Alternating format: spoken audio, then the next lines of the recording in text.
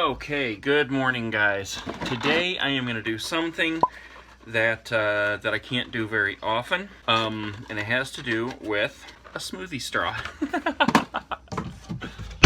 We are going to make a orange milkshake, low-carb orange milkshake. It's probably not as low-carb as it should be, but, you know, like I said, I can't do this very often. But sometimes I gotta have a little something different than what I can have on this diet. So that's what we're gonna do. Okay, I am using Breyers Carb Smart ice cream. Now, here is the count on here, in case you're wondering. 12 grams, you take out the sugar alcohol, so that brings it down to 7. And that is per half cup. Honestly, I'm gonna use at least a cup, if not more. I mean, it'll be a little bit more carbs than I can have today, but I really don't care. The other thing I'm going to use is a Diet Orange Crush.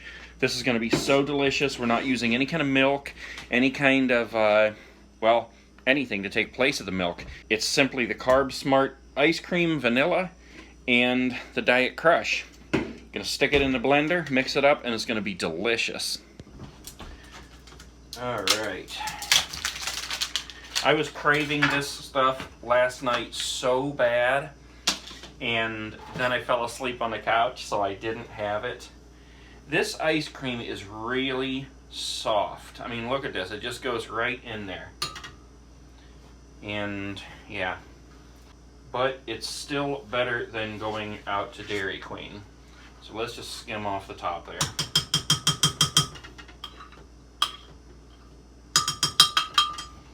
Okay, that's good. And we're just going to put the Orange Crush right in with it. That ought to be enough.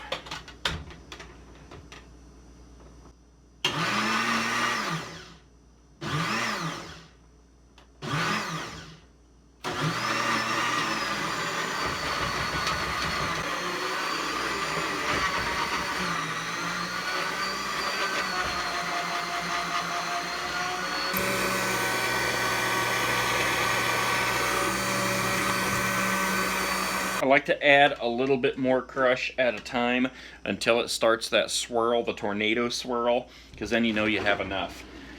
And this is why I freeze my glasses.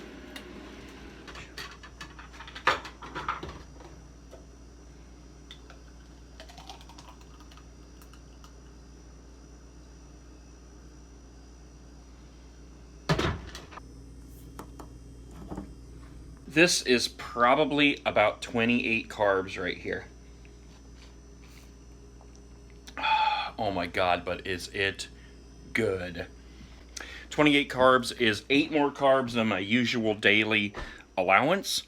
But like I said, sometimes when I'm craving things, I have to find different creative ways to get that thing without breaking the bank. You know what I mean? Like if I went to Dairy Queen right now, I bet a milkshake like this from Dairy Queen this size would probably be about 80 carbs.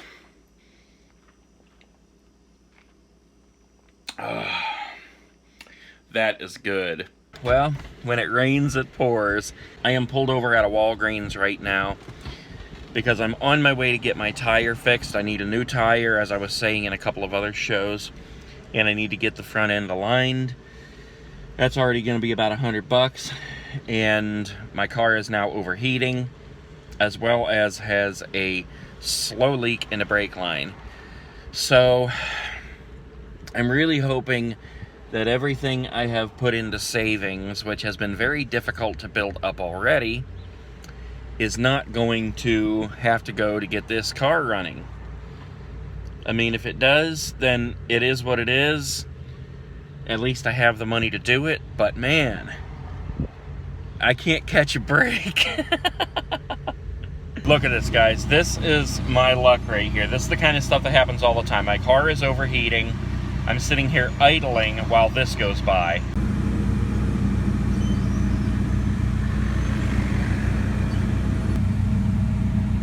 Okay, so we got tire about to get put on now.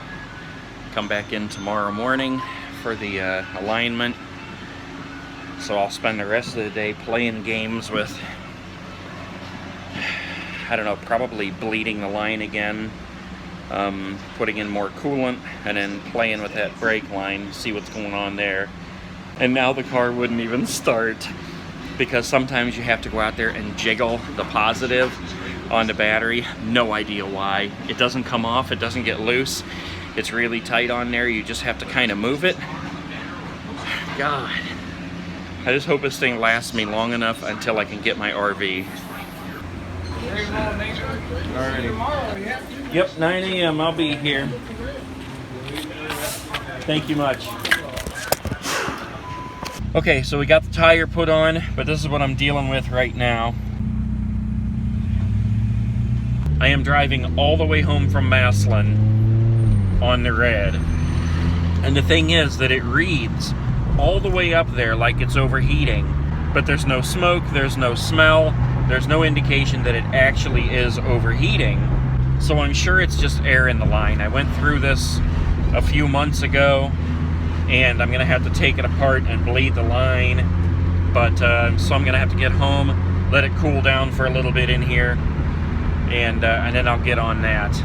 But man, I'll tell you, when it starts, it's just one thing after another. Okay, so the way that things stand right now with the car is that I have decided to call Harvey's.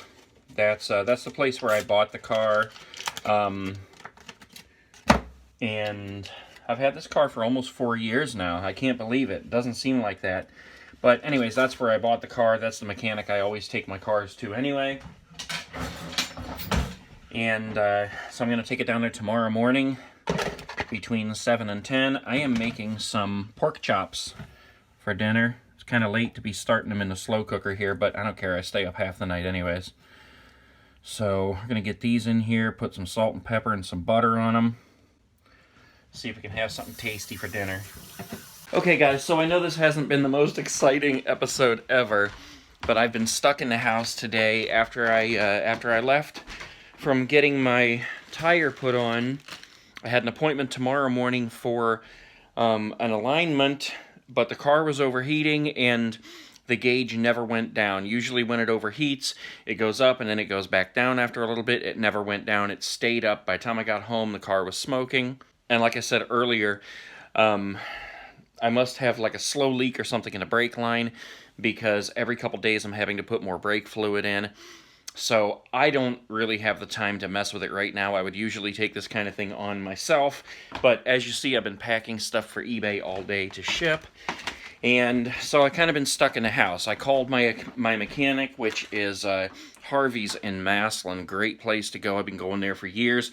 I even bought the little car from them. And I set up a different appointment to have the alignment done there, to also have them check out the brake line, and to have them check out why in the world the car is overheating now.